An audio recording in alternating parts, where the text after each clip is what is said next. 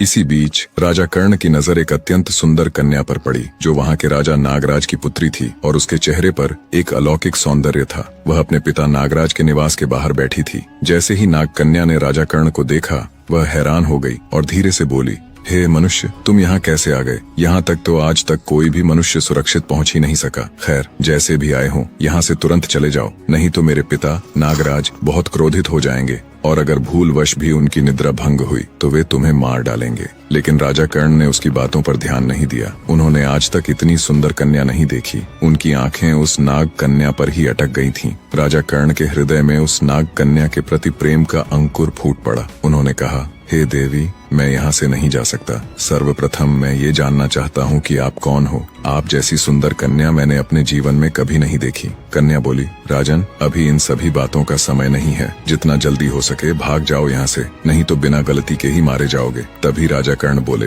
अब परिणाम चाहे जो हो, पर मैं यहाँ से नहीं जा सकता। मैं आपको देखकर इस भांति मंत्र मुग्ध हो गया हूँ कि अब मेरा जीवन आपके बिना अधूरा सा लग रहा है। राजा कर्ण की ये बातें जैसे ही नागकन्या ने सुनी, उसके चेहरे पर डर की लकीरें उभर आईं। नागकन्या बोली, आप ये क्या कह रहे हैं राजन? उसने फुसफुसाते हुए कहा, मेरे पिता की नींद आपको जितनी गहरी लग रही है उतनी ही विनाशकारी है। उनकी फुफकार जिससे बड़े से बड़ा योद्धा पल भर में नष्ट हो जाए। दुर्भाग्यवश ये सब नागराज ने सुन लिया और उनकी नींद झट से टूट गई। गुस्साए नागराज ने जोर से फुफकार मारी। वो फुफकार इतनी शक्तिशाली थी कि पूरा नागलोक कांप उठा। नागराज की नींद टूट चुकी थी। गुस्से में लाल आंखें लिए वे बाहर आए। उनका शरीर इतना विशाल था कि राजा कर्ण उनके सामने एक चींटी के समान लग रहे थे। नागराज ने कहा, मुझे किसी मनुष्य की गंध आ रही है। किस मनुष्य ने काल से मित्रता करने का असफल प्रयास किया है? खैर, अब जो कोई भी आया हो अपनी मृत्यु के लिए तैयार हो जाओ। ऐसा कह नागराज राजा कर्ण की ओर बढ़े और बोले, अच्छा, तो तुम हो वो मानव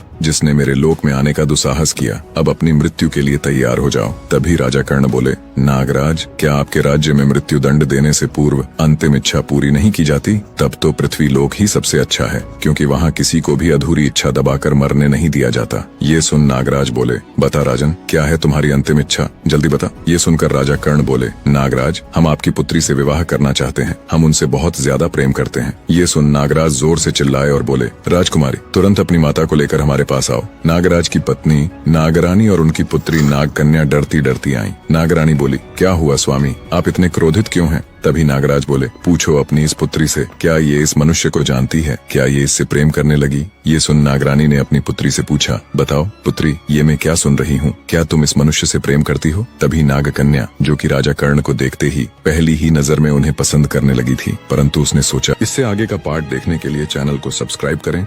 और नमस्कार दोस्तों, ऐसे ही और कहानी वीडियो देखने के लिए हमारे चैनल को सब्सक्राइब जरूर करें, वीडियो को लाइक करें और कमेंट करके ज़रूर बताएं कि आपको वीडियो कैसा लगा।